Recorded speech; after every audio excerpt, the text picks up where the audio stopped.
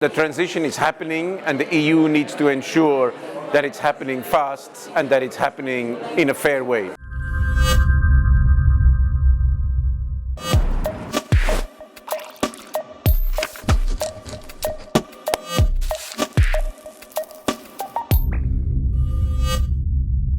One of the big things which will stop us achieving the ambition of the Energy Union is if we don't get the social dimension right. We're facing major skills gaps across Europe in engineering, in technical skills, lots of the skills that we need if we're going to roll out big energy infrastructure. We need to avoid that a labour market problem actually scuppers what is an investment and agenda for the future of the EU. It's going to be a difficult transition. Some workers, some people will be hurt because of the change, and we need to help them.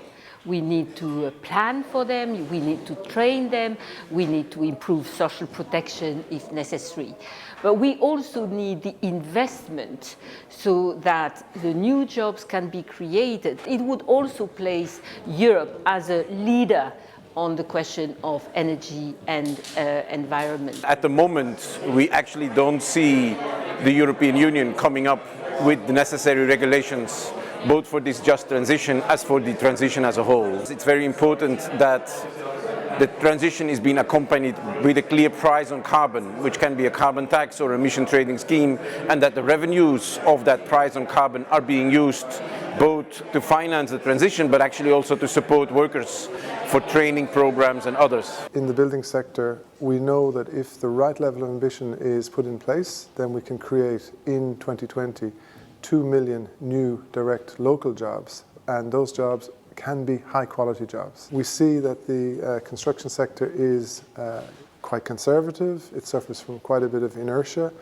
and so it needs a little regulatory push. But that push has to be properly designed, it has to be properly formed so that the companies are not overburdened but can be encouraged to move down the right path towards a more innovative, a more clean construction sector. What we're seeing in too many countries is the creation of precarious work, also in the renewable sector.